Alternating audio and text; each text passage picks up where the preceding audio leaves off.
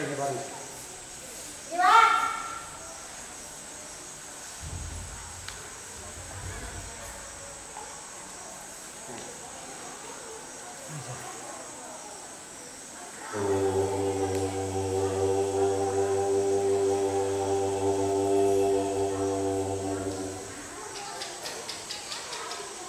கரத்தனை ஆலை முகத்தனை இந்தின் இடம்பிறை போலும் எயிற்றானே நந்தி மகந்தானே ஞான கொழுந்தானே புந்தியில் வைத்தடி போற்றுகின்றேன். விழிக்கின் துணை நிறுவன் மலர்பாதங்கள் மெய்மைகுன்றா ஒழிக்கின் துணை முருகாயினும் நாமங்கள் முன்பு செய்த வழிக்கின் துணை அவன் பன்னிருதோடும் பயந்ததன் வழிக்கின் துணை வடிவேலன் செங்கோடன் மையோரமே விழிக்கேரோடு அபிராமவல்லிக்கு வேதம் சொன்ன வழிக்கே வழிபட நெஞ்சுண்டு எவக்கம் வழி கிடக்க பழிக்கே சுடர்ந்து வெப்பாவங்களே செய்து வாழ்நரக குழிக்கே எழுந்தும் கைவகமோடு என்ன கூட்டியினையே. எல்லாம் வல்ல இறையரும் காத்திடுவாள் காத்தாயி என்ற தலைப்பில் இன்றைய தினம் சிந்திப்பதற்கு ஒரு மிகப்பெரிய வாய்ப்பினை வழங்கி இருக்கக்கூடிய காத்தாயி அம்மன் திருக்கோயிலுடைய நிர்வாக பெருமக்கள் அத்துணையில் இருக்கும், ஆலயத்தினுடைய பூசாரியர்களுக்கும் ஆலயத்தினுடைய பணியாளர்கள் அனைவருக்கும் ஒளிமுறை அமைப்பாளர்களுக்கும் இதை இணையத்தின் வழியாக கொண்டு சேர்க்கக்கூடிய பெரும்படி ஏற்றிருக்கக்கூடிய நல்ல உள்ளங்களுக்கும் மனப்புரிமைகளால் நெஞ்சம் நிறைந்த நன்றி கலந்த வணக்கங்களை சொல்லி காத்தாயி காத்திடுவாள் என்கின்ற தலைப்புக்குள்ளே நுழைகின்றோம். பொதுவா யார் நம்மை பாதுகாப்பார்கள் அப்படின்னு கேட்டா அம்மாவை தவிர வேறொருவர் நம்மை பாதுகாக்க முடியாது. எல்லாம் அம்மா தான் பார்த்துக்கிறாங்க. இப்போ நம்ம ஒருத்தரை பிடிக்கும் அப்படின்னா என்ன பண்ணுவோம்? எப்போ பிடிக்கும்? பார்க்கணும், பழகணும், பேசணும். அதுக்கப்புறம் அவர் நல்லா பேசுறாரு, அவர் எனக்கு ரொம்ப பிடிச்சிருக்கும், அவர் பார்க்கறதுக்கு நல்லா இருக்காரு, அவரோட பழகிறேன், அவரை எனக்கு ரொம்ப பிடிக்கும். இல்லாட்டா ஏதாவது ஒன்று அவர் நமக்கு செஞ்சாருன்னா அன்னைக்கு நான் போகும்போது அவர் எனக்கு காஃபி வாங்கி கொடுத்தாரு, எனக்கு அவர் ரொம்ப பிடிக்கும் அப்படின்னு சொல்லுவோம். எப்படி வந்து பார்த்து பழகி பேசி ஏதேனும் ஒரு உதவியை பெற்று செய்து அதன் பிறகு நமக்கு அவரை பிடிக்கும். ஆனா இந்த உலகத்துக்கு வரும்போது நான் ஆனா பெண்ணா தெரியாது, நல்லவனா கெட்டவனா தெரியாது, கருப்பா சேர்ப்பா தெரியாது. ஆனா எங்க அம்மா வயது வந்து நான் வந்தவுடனே எங்க அப்பா வந்து உதைக்கிறேன் பாருங்க அப்படின்றாங்க. அப்போ நான் எப்படி உதைத்திருக்கிறேன், உதைத்ததையே பெருமையாக சொல்கிறார்கள்னா அந்த அம்மா எவ்வளவு கிடையாது. அதனால்தான் அம்மாங்கிற சொல் இருக்குங்களா, அதுதான் காக்கக்கூடிய சொல். அதுதான் காத்தல் கூட்டல். ஆயிதான் காத்தாய். ஆயினா யாரு? அம்மா. அவள் நமக்கு தாய். அவள் எப்படிப்பட்ட தாய்னா கையில் குழந்தையை குடித்துக் கொண்டு நடக்கக்கூடிய தாய். காத்தாயி காக்கக்கூடிய தாய். நீங்க அதை பார்த்தீங்கன்னா தெரியும். மாரியம்மன், மாரி என்பது மழை, மழையின் வழியாக பச்சை அம்மன் வருவாள், பசு பயிர்கள் வளரும், அதுக்கப்புறம் அதை காக்கணும். எவ்வளவு முக்கியமானது வருங்க. மழை பொழியணும், பயிர் வளரணும், அதை காப்பாற்றணும். அதுபோல நாம குடும்பம் தழைக்கணும், திருமணம் நடைபெறணும், குழந்தை உண்டாகணும், அதுக்கப்புறம் அதை 10 மாசத்தை காக்கணும், வயிற்றுக்குள்ளேருந்தே காக்கணும். அதை ஒவ்வொரு மாதமும் காப்பாற்றணும். இப்பதான் நமக்கு ஸ்கேன்லாம் வந்துருச்சு, வச்சு தடவி 1000 போட்டு அவசரத்துக்கு தடவி செல்ல தடவி போட்டு பார்த்து எப்படி இருக்குது குழந்தை பாருங்க அப்படின்னு. ஆனா பெண்ணா சொல்றது தடை செய்யப்பட்டிருக்கே தவிர மற்றபடி எல்லாம் பார்க்குறாங்க. எப்படி இருக்கு, 2 குழந்தை இருக்குதா, 1 குழந்தை இருக்கா, கை நல்லா இருக்குதா, கால் நல்லா இருக்குதா, முகம் எப்படி இருக்குது, எல்லாத்தையும் பார்த்துக்கிறாங்க. அப்போ தாய் தான் நம்மை காக்கக்கூடியவள். காத்தாயி நம்முடைய தாய். தாயி அப்படிங்கிறது அம்மா அப்படின்னு அன்பு மிகுதியாக அழைக்கின்ற ஒரு சொல். இதேதான் லலிதா சகஸ்ரநாமத்துல ஸ்ரீ மாதா அப்படின்னு ஆரம்பிக்கணும். நீங்க லலிதா சகஸ்ரநாமம் சொல்லும்போது பூஜை பண்ணும்போது பாத்தீங்கன்னா ஸ்ரீ மாதா அப்படின்னு ஆரம்பிக்கணும். அப்படியே அதனால என்ன எழுதிக்கலாங்க, தாரணம் கொன்றையும் செண்பகமாலையும் சாத்தும் தில்லை உறவும் பாகத்தோமை வைத்தரே தாமரை எழுத்துதாகும் முக்கண்ணில் தொழுவாக்கும் ஒரு தீங்கு இல்லையே ஏகாக்க முடியும். 2 எழுத்தையும் விட்டுங்க. தா ஏ தாயே. முதல் எழுத்து தா, கடைசி எழுத்து ஏ. 2 எழுத்தையும் எப்படிப்பட்ட அம்மா அப்படின்னா அவள் தெய்வீகத்தான். இந்த உடம்பு எடுத்துக்கிறோம்ல, இந்த உடம்புக்கு ஒரு சில நாட்கள் இந்த பிறவியில, இந்த உடம்புக்கு ஒரு சில நாட்கள் எங்க அம்மா அம்மாவா இருக்கிறாங்க இந்த பிறவியில. ஆனா நான் ஒவ்வொரு பிறவி எடுக்கும் போதும் எனக்கு அவளே தாயாக இருக்கிறார். அதனால குழந்தைகளுக்கு மடியில வச்சிருக்கிறாங்க. பார்க்கும் போதெல்லாம் என் கண்டு தண்ணி வரும். எங்க நண்பர்கள்லாம் கேட்பாங்க, இங்கேருந்து வேளாங்கண்ணி போய் அங்கேருந்து கார் வச்சுக்கிட்டு அங்கேருந்து கீழூர் போய் பார்க்கணுமா அந்த அம்மாவை அப்படின்னா, உங்க அம்மா எங்க இருந்தாலும் போய் பார்ப்பல, உங்க அம்மா எங்க இருந்தாலும் போய் பார்ப்பல. அப்படி இவள் எனக்கு நான் முதல் முறை பார்க்கும் போதே என்னுடைய தாயாக நான் நினைத்தேன். அப்ப எங்க அம்மா இருந்தாங்க, இப்ப எங்க அம்மா இல்லை. ஆனால இன்னும் அதிகமான அன்பாயிடுச்சு.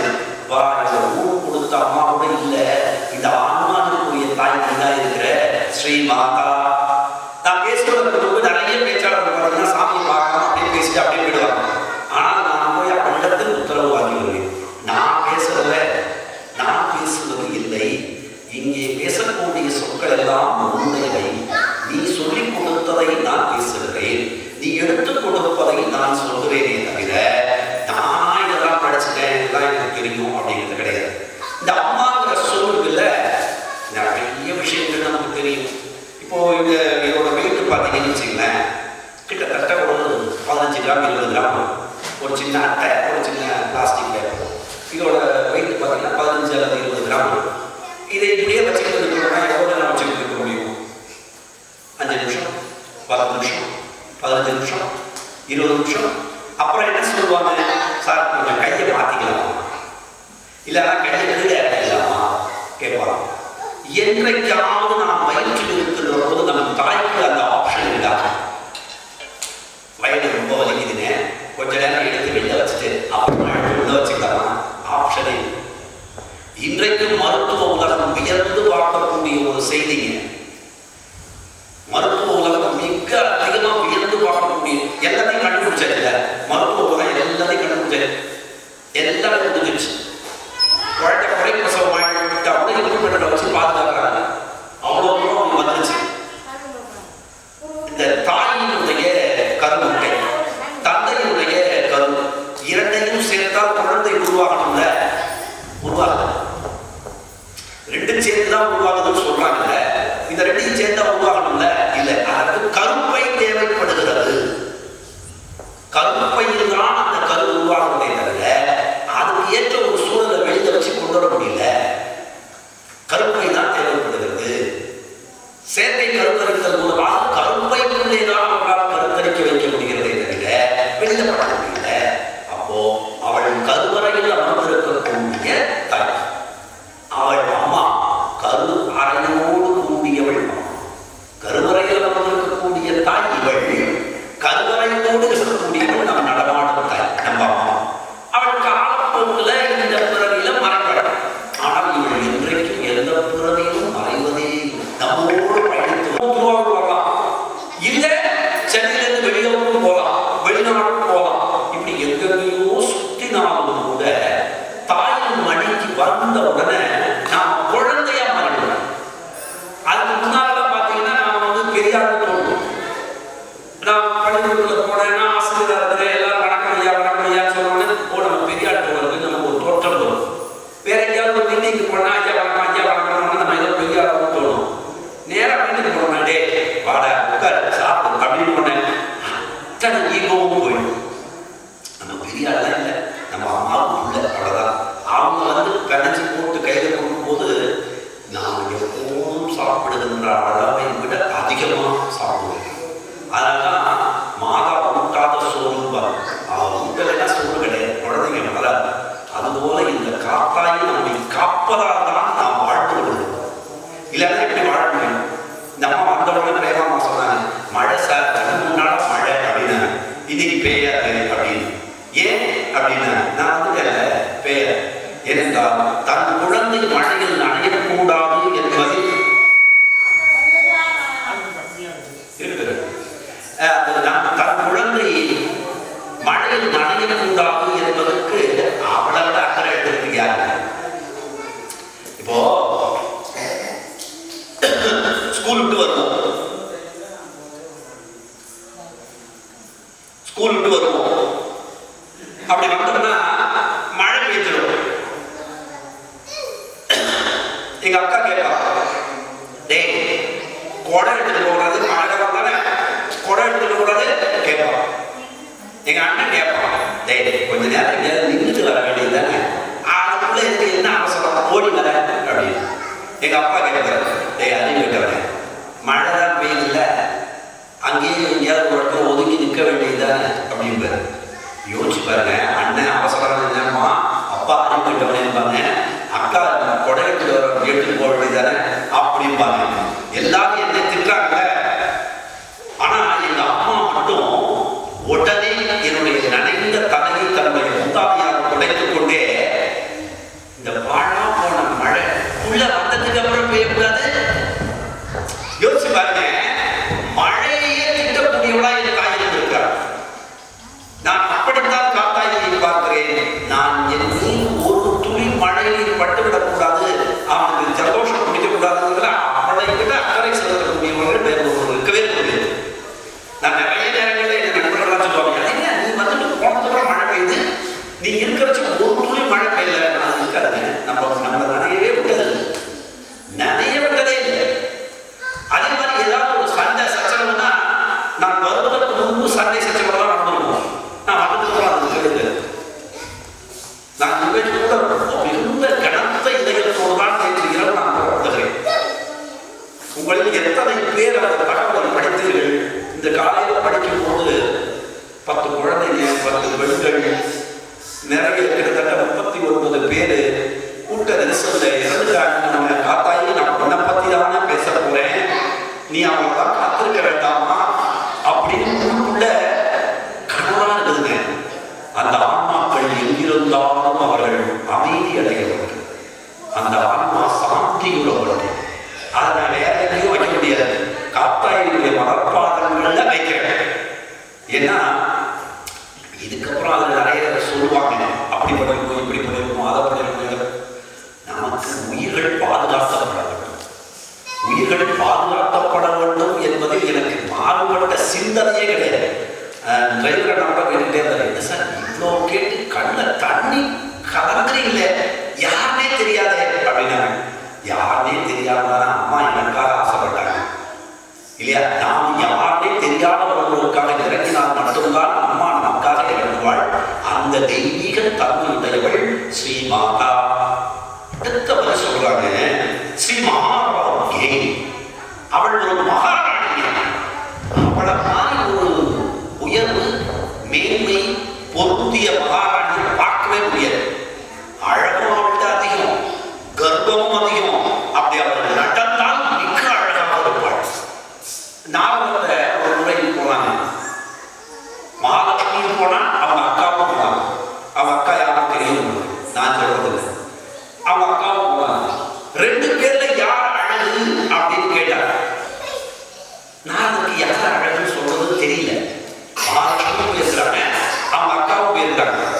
அவங்க அக்காவை பார்த்து அழகுன்னு சொன்னா அவங்க எங்கேயாவது சந்தோஷமாய் தங்கிட்டாருன்னா என்ன ஆகுது? அதனால நான் படம் போகணும். இன்னைக்கும் கோயில்ல பணக்கார கோயில் தான் எதுன்னு சொல்லுவீங்க? பணக்கார கோயில் தான் எது? எல்லாருக்கும் தெரியும், திருப்பதி சார் அப்படின்னு சொல்லுவீங்க. என்ன பணம் சார் வந்து குவியுது அப்படின்பீங்க.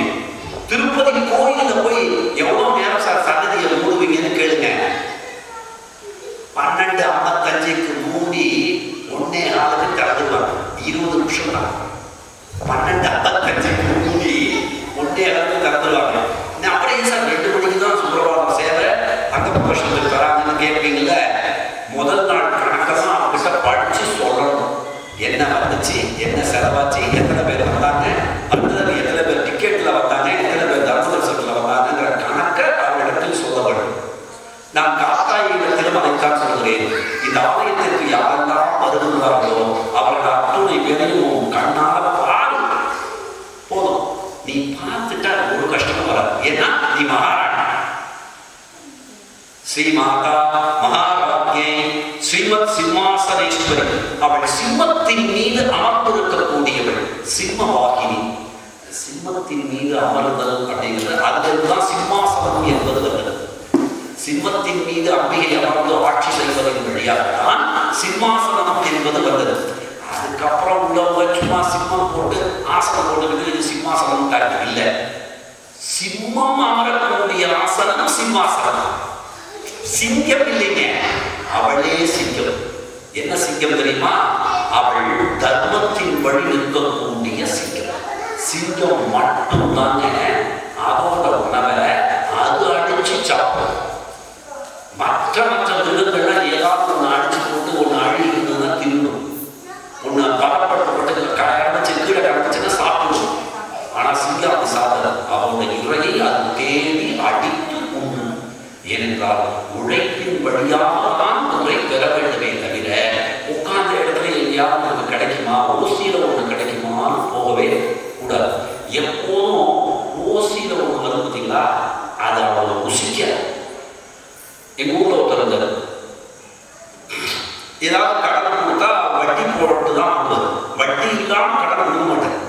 10 ரூபா கொடுத்தோம்னா மறுநாள் வந்து 12 ரூபாயா கொடுக்கணும். அப்படின்னா தான் பணம் கொடுப்பாரு, இல்லைன்னா கொடுக்க மாட்டேன். அவங்ககிட்ட நம்ம பக்கத்தில் இருந்தவங்க ஒருத்தர் போய் ஐயா ஒரு அண்டா கொடுங்க அப்படின்னு வாங்கிட்டு, அண்டா தானே சரி என்ன கொடுப்பாங்க, ஏதாவது பணம் வாங்கலாம் அப்படின்னு அண்டா கொடுத்துட்டு ஒரு வாரம் கழிச்சு அவங்க என்ன பண்ணாரு, அண்டாவோட சேர்த்து ஒரு குண்டாவையும் கொடுத்தாரு.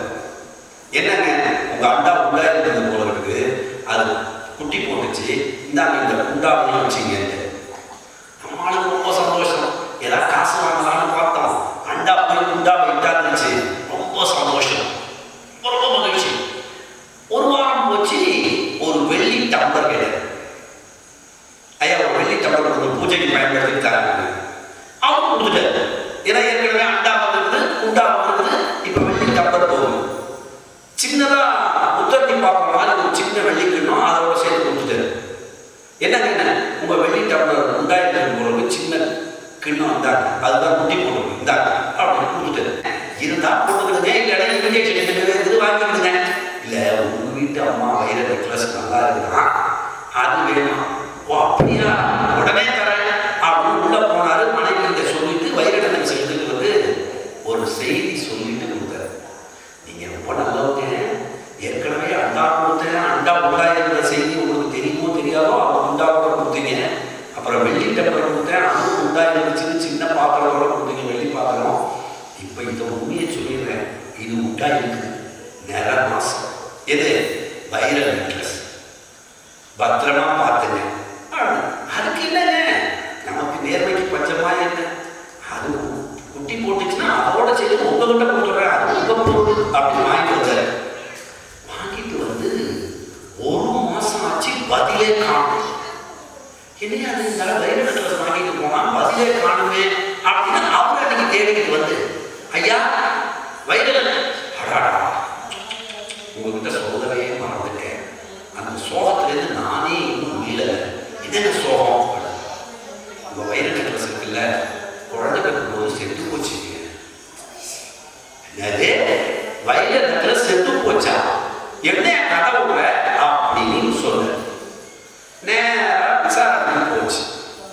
விசாரணைக்கு போகும்போது அங்க இருந்த நீதிமான்கள் என்ன கேட்டாங்க, ஏன் அண்டா குட்டி போட்டதை ஒத்துக்கிட்டியா? ஒத்துக்கிட்டேயா. அதுக்கப்புறம் வெள்ளி டம்ளர் குட்டி போட்டதை ஒத்துக்கிட்டியா? ஒத்துக்கிட்டேயா. அதெல்லாம் வாங்கி வச்சுக்கிட்டீங்க. அப்போ பிரசவத்துல தாயும் செய்யும் நலமாவதும் உண்டு, தாய் பிழைக்காம போவதும் உண்டு. உண்டு இல்ல அப்படின்னா வைர நெக்லஸ் போயிடுச்சு. ஏதேனும் ஒரு சிறிய பொருளுக்காக ஆசைப்பட்டு பெரிய பொருளை நாம் இழந்து விடக்கூடாது. நமக்கு பெரிய பொருள் காத்தாயி என்கின்ற அம்மா, அவள் தான் நம்மை காப்பாற்ற வேண்டும் என்று அவளுடைய திருப்பாதங்களை வழங்க வேண்டும். சிதறி கொண்ட சம்போதா தேவகாரிய சமன்விதா. அவள் எப்படிப்பட்டவள் தெரியுங்களா? உணர்வு அப்படிங்கிற நெருப்புல அவள் தோன்றியவள். நமக்கெல்லாம் ஏதோ ஒன்று நம்ம சொல்லுவோம்ல, எதுக்கு வந்தேன்? சும்மா வந்தேன் அப்படின்னு. நீங்க யோசிச்சு பாருங்க, நிறைய பேர் சொல்ற ஒரு விஷயம், எதையாவது ஒரு சாமி பேரை சொல்லி பூஜை பண்ண டைமே இல்லை சார். ரிட்டையர் ஆகிட்டு எங்க ஊர்ல நண்பர் ஒருத்தர் ரிட்டையர் ஆகிட்டாரு. அவர் சொன்னார், ரிட்டையர் ஆனதுக்கப்புறம் நான் என்ன போறேன்,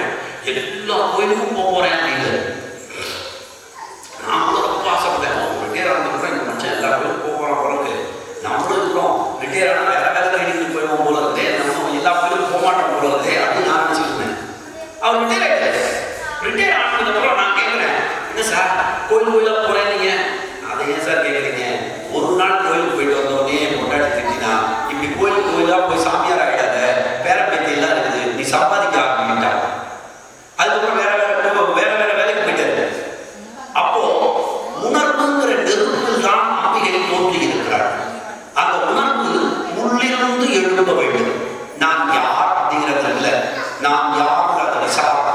இது ரொம்ப பெரிய விசாரணை. இதுதான் இருக்கக்கூடிய கவலையிலேயே மிகப்பெரிய கவலையா இருக்கும். ஆனா நமக்கு என்ன கவலை வந்துச்சுன்னா, இன்னைக்கு என்ன சமைக்கலாம்ன்றதே பெரிய கவலையா இருந்துச்சு. இன்னைக்கு என்ன சமைக்கிறது? பெண்கள் நிறைய நேரங்கள்ல சமைக்கிறது ரொம்ப ஈஸிங்க, அதை பரிமாறுறது கடினம். ஆனா சமைக்கிறது என்ன சமைக்கிறதுன்னு யோசிக்கிறது பாருங்க, அது ரொம்ப ரொம்ப கஷ்டப்படுறாங்க. ஏன்னா கேரட்டா அவருக்கு பிடிக்காது, பீட்ரூட்டா இவருக்கு பிடிக்காது, உள்ளங்கையா அவங்களுக்கு பிடிக்காது. அப்ப எதைதான் சமைக்கிறது? கறி பண்ணியா நெஞ்சிதான பொரியல் பண்ண அப்படின்றாங்க, கூட்டு வச்சா நெஞ்சிதான கூட்டு வச்சிருக்கிறாங்க. போன வாரம் வச்சிருந்தா இது அதே பண்ணிட்டே இருக்கிற உனக்கு இதை தவிர வேற தெரியாதான். அவர்கள் என்ன சமைப்பது என்பது அது உணர்வுகளாக வரக்கூடியவள். நம் உணர்வு எனும் நெருப்பில் தான் அவள் ஜோதி ஸ்வரூபமாக இருக்கிறாள். உள்ளத்துக்குள் தெரிந்தால்தான் அந்த கல்லுக்குள் தெரியும். உள்ளத்துக்குள் அம்பாள் தெரியவில்லை என்றால் அந்த கல்லுக்குள் அவள் தெரியப்பட மாட்டாள். உள்ளத்துக்குள்ள அம்பாள் வந்துட்டாள்னா கருணைக்குள்ள அம்பாள் தெரியவா. அவள் தூக்கி வைத்திருக்கக்கூடிய குழந்தை வேறு யாரும் அல்ல, நாம் தான் என்பது நமக்கே புரியும். அவள் ஏதோ ஒரு குழந்தைய வச்சு உட்கார்ந்துக்கிறாள், அம்பாள் அழகா இருக்குல்ல, நமக்கு தோணும் இல்லை. அவள் என்னை சுமக்கும் தாய், என் உணர்வு எனும் நெருப்பில் தோன்றியவள், சிதறி உந்த சம்பூதா, தேவகாரிய சமுத்தியதா. தோன்றியதற்கு ஒரு நோக்கம் இருக்குதுங்க. ஒரு நோக்கம் இல்லாம நாம தோன்றது. நல்ல ஜோதிட விற்பனர்கள் இருக்காங்க, அவங்க நாம ஏன் தோன்றினோங்கிறத சொல்லிடுவாங்க. நமக்கான வேலை என்ன அப்படின்னு சொல்லிடுவாங்க. என் ஊர் கோயில் ஒண்ணுல ஒரு நாங்களாம் சின்ன பிள்ளையா இருக்கும்போது பாருங்களேன், ஒரு 80களில் 75-80களில் ஒரு 30-35 வயது மதிக்கத்தக்க ஒரு பெண்மணி வந்து கோயில் வாசல்ல தங்கினாங்க. கோயில் வாசல்ல தங்கினப்போ ரொம்ப வயதானமாவும் இல்லை, ரொம்ப சிறுவனாகவும் இல்லை, சிறுவனையா இல்லை, மிடில் ஏஜில் ஒரு அம்மா, நடுத்தர வயதுள்ள ஒரு அம்மா. இந்த அம்மா வந்ததுல கோயில் நிர்வாகம் என்னங்க வாசல்ல படுத்து கிடக்குறாங்க, காசு கொடுக்காம வாங்க மாட்டேங்கிறாங்க, வாசல் தெளிச்சு கூப்பிடுறாங்க, கோயில்ல உணவு கொடுத்தா சாப்பிடுறாங்க, கோயில் வேலையை தான் செய்யறாங்க, கோயில் சாப்பிட்டா வாசல்ல படுத்துக்கிறாங்க, காலையிலேயே கற்களை எடுத்து குடிச்சிட்டு வந்துருக்காங்க, வந்து சுத்தமா இருக்காங்க, ஒன்றும் அழுக்கா இல்லை, பிச்சைக்காரங்களா இல்லை, பிச்சையும் வாங்கல. இருந்தா இந்த அம்மாவுக்கு ஏதாவது ஒரு ஏற்பாடு பண்ணி ஒரு சின்ன கீத்து கொட்டாயாச்சும் போட்டு கொடுப்போமா, மழையில அந்த சாப்பாடு அப்படியே இருக்காங்களே அப்படின்னு எல்லாரும் பேசுறோம். அப்போ எங்க சித்தப்பா வந்திருந்தாரு. எங்க சித்தப்பா மிகப்பெரிய ஜோதிடர், அவரு அவ்வளவா சொல்லுவாரு. அவரே என்ன பண்ணாரு, பார்த்துட்டு இந்த அம்மா கூப்பிட்டு, இந்த ஹாஸ்பிட்டல் இல்லை, ஆமா ஹாஸ்பிட்டல் கவர்மெண்ட் ஹாஸ்பிட்டல் இருக்கு, அங்க போ, ஜிஹெச்சுக்கு போ, பிரசவ வார்டுக்கு போய் அங்க உதவி செய் அப்படின்னு. அந்த அம்மா நான் ஏன் செய்யணும், நான் மகேசன்கிட்டயே இருக்கிறேன்னு அந்த கோயில் வாசல் பார்த்துச்சு. போவே இல்லை, பிரசவம் பார்க்கறதுக்கு போவே இல்லை. வருஷம்லாம் கிடக்குது. நாங்கெல்லாம் படிச்சு முடிச்சு சென்னைக்கு வந்தாச்சு, வேலை பார்த்துட்டு இருக்கிறோம். ஒரு நாள் நண்பர் ஃபோன் பண்ணி, உனக்கு விஷயம் தெரியுமா, நான் என்ன நம்ம கோயில் வாசல் இருந்தாங்க. அம்மா அம்மா அவங்க நேற்றுக்கு இறந்துட்டாங்க, நேற்றுக்கு இரவா, ஆமா அப்படின்னு கேட்ட உடனே நான் கேட்டேன், அவங்க ஏதாவது பிரசவத்துக்கு ஹெல்ப் பண்ணாங்களா அப்படின்னு. நீ இருக்கிறது சென்னையில, ஏதோ இங்க இருந்து பார்த்தா பிரசவத்துக்கு ஹெல்ப் பண்ணாங்களான்னு கேட்கிறேன். இல்லடா பிரசவத்துக்கு ஹெல்ப் பண்ணாங்களா, ஆமாண்டா நேற்றுக்கு கோயில் வாசல்ல ஒரு பஸ் பிரேக் வந்துச்சு, அந்த பஸ்ல இருந்த புள்ளத்தாச்சி அம்மா குழந்தை பெறுவதற்கு இந்த அம்மா போய் உதவி செஞ்சிருக்காங்க. அவ்வளவுதான், வந்த வேலை முடிஞ்சிருச்சு, போய் சேர்ந்துருச்சு. இந்த ஆன்மா இல்லைங்க, இதுக்கு ஒரு வேலை இருக்கும், அந்த வேலையை முடிச்சா கிளம்பிட்டாங்க. அது எதுதான் வேலைன்னு நமக்கு தெரியாமலாம், நமக்கு தெரியாம சுத்திக்கிட்டே இருக்கும். நான் வந்த வேலை என்ன அப்படிங்கிறத செஞ்சு முடிச்சுட்டா நான் கிளம்பிடலாம். அதனால அவன் என்ன தெரியுங்களா, தெய்வீக சக்திகளின் நோக்கத்தை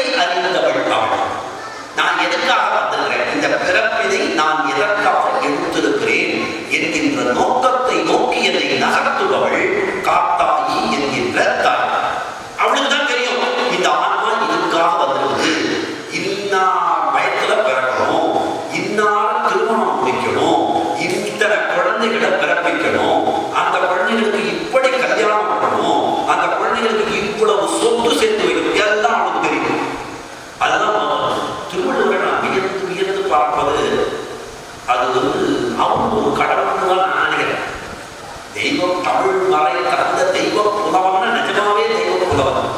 அந்த திருக்குறளை நீங்க படிச்சீங்கன்னா தெரியும். வகுத்தான் வகுத்த வகையல்லால் கோடி தொகுத்தாக்கும் துய்த்தல் அறிவு. சேர்க்கிறது கஷ்டம்னு சொல்லவே இந்த வள்ளுவர். கண்டிப்பா சேர்க்க முடியும், எவ்வளவு உருவானாலும் சேர்க்க முடியும். ஆனா நான் எவ்வளவு அனுபவிக்கணுங்கிறது அவங்ககிட்ட தான் இருக்கு. நீங்க நிறைய கோடீஸ்வரர் பாருங்க, எக்கச்சக்கமா மல்டி மில்லியனர் பார்த்தீங்கன்னா ஸ்பூன்ல சாப்பிடணும். இட்லூண்டு தான், இந்த பின்னாலும் தான் சாப்பிடணும், மற்றதெல்லாம் பொருள் காய்கறி தான் இருக்கணும். இட்லி 4 இட்லி சாப்பிட்டா எனக்கு சுகர் ஏறிடும், நான் 1 இட்லி மேல சாப்பிடக்கூடாது, டாக்டர் அட்வைஸ் பண்ணுவோம்.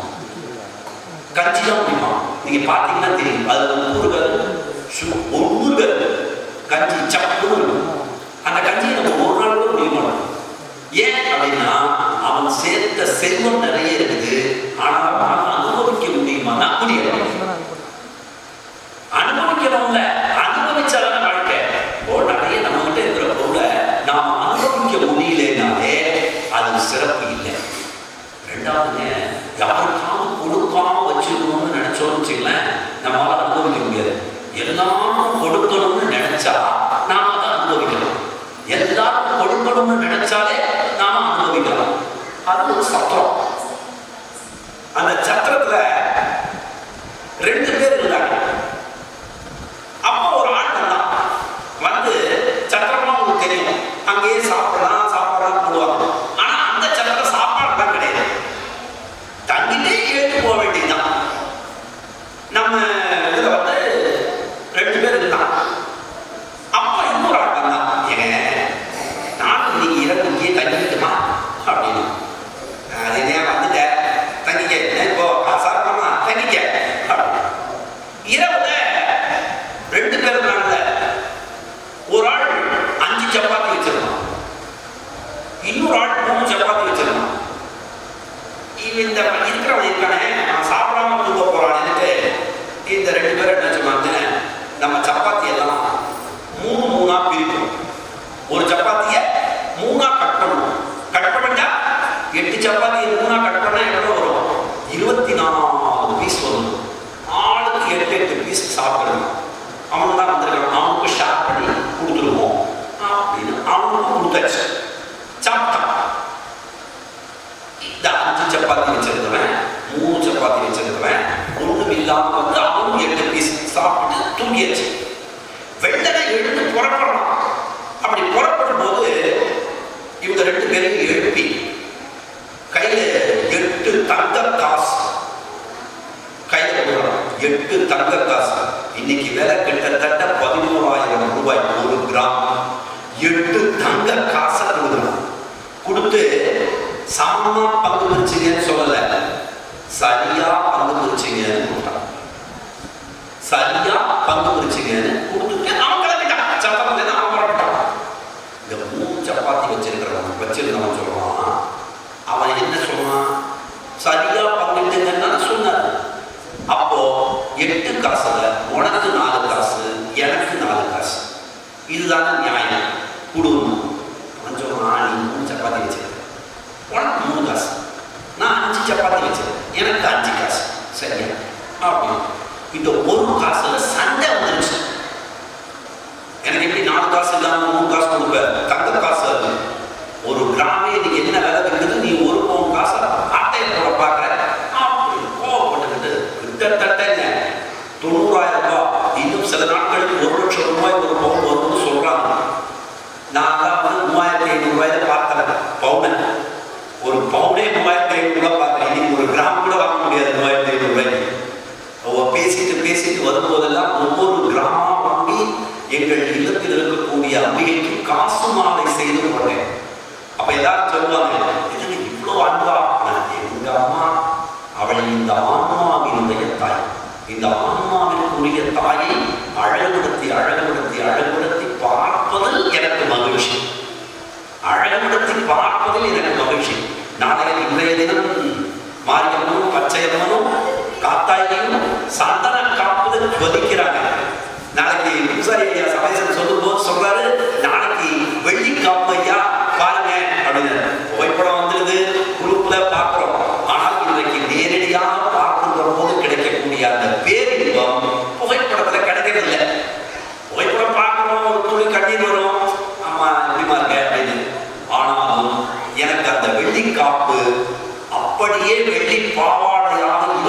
இருக்கக்கூடிய உருவத்தை போல செய்து வைக்க வேண்டும் என்று அது போட்டாலே உள்ளுக்குள்ள ஒரு எழுச்சிங்க. இதை ஏதோ இந்த மேடைக்காக சொல்லல, நான் ஐயா கூட சொன்னேன். அதை அப்படியே எப்படி காலையில் மடித்து அமர்ந்திருக்கிறாளோ அப்படியே பச்சையமான அப்படியே இருக்கணும். கையில குழந்தைய வச்சுக்கிட்டு அம்மா எப்படி காத்தாயில் உட்கார்ந்துருக்காளோ அப்படியே இருக்கணும். அப்படியே வெள்ளி கவச்சம் வாங்கி சாத்தணும். பின்னால ஒரு ரூப் வச்சு அது ஒரு லாக் வச்சு போடலாம். அந்த அளவுக்கு இன்றைக்கு வசதி வந்துவிட்டது. அப்படி ஒன்றை செய்து தருவதற்கு திருவருள் கூட்டுவிக்க வேண்டும் என்கின்ற விண்ணப்பம் தான் நான் இன்னைக்கு வைக்கிறேன். எல்லாம் என்னென்னமோ விண்ணப்பம் வரல, எனக்கு அதெல்லாம் கிடையாது. 3 அம்மாவுக்கும், மாரியம்மாவுக்கும், பச்சை அம்மனுக்கும், காத்தாயி அம்மனுக்கும் வெள்ளி கவச்சம் சாத்துவதற்கான வெள்ளி பாவாடை இருக்குதுங்க. நான் பாவாடை சொல்லல, வெள்ளி கவச்சம் சாத்துவதற்கான இறையரும் எனக்கு கூட்டுவிக்க வேண்டும். அம்பிகை என் வழியாக அதை பெற்றுக்கொள்ள அருள் செய்ய வேண்டும் என்கின்ற பிரார்த்தனை. சாமிக்கெல்லாம் செய்யறது நாம நினைச்சா செஞ்சிட முடியாது. இப்ப என்கிட்ட பணம் இருக்குன்னா செஞ்சிட முடியாது. அவள் என்னை கருவியாக்கணும். நீ செய்தா அப்படின்னு அவள் செய்ய வைக்கணும். அவள் செய்ய வைப்பதற்கு என்னிடத்தில் பொருள் தர வேண்டும். அதை தருகின்ற அந்த வினாடி அதை செய்து தந்துவிட வேண்டும் என்கின்ற ஒற்றை பிரார்த்தனை தான் இப்போ. நான் வெள்ளி பாவாடையை பார்த்தோன்னே நினைச்சேன். அதை கரெக்டா சொல்றாரு. அந்த உடனே நீங்க நாளைக்கு வெள்ளி பாவாடை சார் அப்படின்னு உடனே நான் நினைச்சுக்கிட்டேன். நம்ம கவசம் சாத்தணுங்கிறது உள்ளுக்குள்ள ஓடுற ஒரு விஷயம். அதை அம்மா இங்கே ஞாபகப்படுத்துறாங்க. அம்பிகை ஞாபகப்படுத்துவது போல வேற ஒன்று பண்ணவே முடியாது. இந்த சண்டை நடந்துட்டு இருந்துச்சா சக்கரத்துல? என்ன சண்டை? 5 சப்பாத்தி வச்சிருந்தோம், 5 காசு எடுத்துக்கிறேன். 3 சப்பாத்தி வச்சிருந்தோம், 3 காசு எடுத்துக்கிறேன். நேரா வழக்கு அந்த ஊர் தலைவர்கிட்ட போச்சு. அந்த ஊர் தலைவர் ரொம்ப பயபக்தி மிக்கவர், இறை தன்மை மீது மிகுந்த நம்பிக்கை உடையவர். என்ன இது வழக்கு ரொம்ப சிக்கலா இருக்குதே. இவன் 5 சப்பாத்தி வச்சிருந்தான், இவன் 3 சப்பாத்தி வச்சிருந்தான். ஆளுக்கு 5 3 பிரிச்சுக்கலாம், தப்பு இல்லை. 4 4 பிரிச்சுக்கிட்டாலும் தப்பு இல்லை. இது என்ன ஒரே சண்டையா இருக்குது? இது எப்படி நியாயமான தீர்ப்பு வழங்குவது அப்படின்னு உடனே அவர் கொஞ்ச நேரம் நின்றுட்டு நாளைக்கு தீர்ப்பு சொல்றேன் அப்படின்ட்டு. நாளைக்கு தீர்ப்பு சொல்ல போறாரு அப்படின்னு காசு எடுத்து காசு வச்சாச்சு. மேல இந்த 5 சப்பாத்தி வச்சிருந்தான்ல அவங்கிட்ட 7 காசை தராது. 3 சப்பாத்தி வச்சிருந்தாங்க அவங்கிட்ட ஒரே 1 காசு தராது. அவன் செம்ம கோபமாயிட்டான். என்னையா நீ தலைவன், அவனே பரவாயில்ல போல இருக்குது. நீ 3 சப்பாத்தி வச்சிருந்த 3 காசு எடுத்துக்கோ, நான் 5 சப்பாத்தி வச்சிருந்தேன் 5 காசு எடுத்து போனாரு. நான் 1 காசுக்கு சண்டை போட்டுட்டு இங்க வந்தா எனக்கு கிடைக்கிறதே 1 காசு தான். இது என்ன அநியாயமா இருக்குது? அரசன் சொன்னாரு, என்ன தீர்ப்பு பாருங்க, ரொம்ப அற்புதமான தீர்ப்பு. நீ வச்சிருந்த 3 சப்பாத்தி அதை 3 பிரிச்சா 9 பீஸ் வரும். அவர் வச்சிருந்தது 5 சப்பாத்தி, அதை 3 பிரிச்சா 15 பீஸ் வரும். அவன் சாப்பிட்டது 8, மிச்சம் 7 பீஸ் சப்பாத்தியை அவன் கொடுத்துருக்கிறார். நீ 8 பீஸ் சப்பாத்தியை சாப்பிட்டு நீ கொடுத்தது எவ்வளவு? 1 பீஸ் தான் நீ கொடுத்துருக்க. அதனால 8 தங்க காசுல 7 தங்க காசு அவருக்குரியது, 1 தங்க காசு தான் உனக்குரியது. ஏன்? நீ எதை கொடுத்தாயோ அதுதான் உனக்கு கிடைக்கும். நீ எதை கொடுக்கின்றாயோ அதுவே உனக்கு கிடைக்கும். அம்பிகையிடத்தில் நிறைவான மனதை கொடுங்கள், அவள் உங்கள் மனதை நிறைவுபடுத்தி அனுப்பி வைப்பாள். இது ஏதோ சொற்பொழிவுக்காக சொல்லலைங்க, இதை குறிச்சு வச்சுங்க. நீங்கள் அம்மாவை பார்த்த அம்மா என்ன நல்லா வச்சிருக்கிற, நன்றி நீங்கன்னா உங்களை நல்லா வச்சிருக்கோம். வரும்போது எனக்கு அது வேணும், இது வேணும், அப்படி வேணும், இப்படி வேணும், உள்ளு கொண்டுதான் கொடுக்கணும். அதுபோல அம்பிகையிடத்திலும் என்னால் முடிந்ததை தருகிறேன், நீ ஏற்றுக்கொள் என்ற இடத்தில் சரணாகதி அடைய வேண்டும். தேவகாரிய சமுத்தியதா, தெய்வீக சக்திகளினுடைய நோக்கத்தை ஊக்குவிப்பவள். இது தோணுது பார்த்தீங்களா? சாமிக்கு செஞ்சணுங்கிற நோக்கம் வருதுல, அதுவே நல்லவங்களுக்கு தானே வரும். எவ்வளவோ பேர் இருக்காங்க, இவங்க எனக்கு குழந்தைகளும் சொல்லக்கூடிய எத்தனையோ பேர் இருக்காங்க. அது ஒரு சிலருக்கு தானே இதெல்லாம் செய்யணும்னு நோக்கம் வருது, எல்லாருக்குமா வந்துடுது. ஒரு சிலருக்கு தான் அந்த நோக்கம் வருது, எல்லாருக்குமா வந்துடுது, எல்லாருக்குமா வந்துடுது. இன்னும் அந்த செய்யறதுக்கு அந்த பாக்கியம் வரணும். அதுவும் ஒரு சிலருக்கு மட்டும்தான் கிடைக்கும். பேச்சாளர்களே நிறைய பேச்சாளர்கள் இருக்கிறாங்க. எத்தனை பேச்சாளர்களால திருவள்ளுவர் வந்து காட்டாயினால பேச வைக்க முடியும்? அவள் நினைத்தால் மட்டும்தான் முடியும். அதுதான் தேவராஜ்ய சமுத்தியதா, தெய்வீக சக்திகளினுடைய நோக்கத்தை ஊக்குவிக்கக்கூடியவள். உத்யத்பானம் சகஸ்ராமா, 1000 சூரிய பிரகாசம் உடையவள். இது ரொம்ப முக்கியமானது, ரொம்ப ரொம்ப முக்கியமானது. நமக்கு சடங்குல குழந்தை வயிற்றில் உண்டாகும் போது ஒரு சடங்கு உண்டு. குழந்தை வயிற்றில் உண்டாகும் போது ஒரு சடங்கு உண்டு. நெற்றி பொட்டிலே வகுல அதுல குங்குமத்தை வைப்பார்கள். இப்ப எல்லாம் திருமணம் ஆனவுடனே நெற்றி பொட்டுல வகுல குங்குமத்தை வச்சிருக்காங்க. அப்படி இல்லை. அது எப்ப வைக்கணும் அப்படின்னா, அவள் கரு தாங்கி இருக்கின்ற பொழுது வளைகாப்பு சீமந்தம் என்று ஒன்று செய்கின்ற போதுதான் அந்த நெற்றி பொட்டிலே வைப்பார்கள். ஏன் அப்படின்னா, உதிக்கின்ற செங்கதிர் உச்சி திலகம். ஞாபகம் வச்சுங்க, அபிராமி படத்தோட வார்த்தை.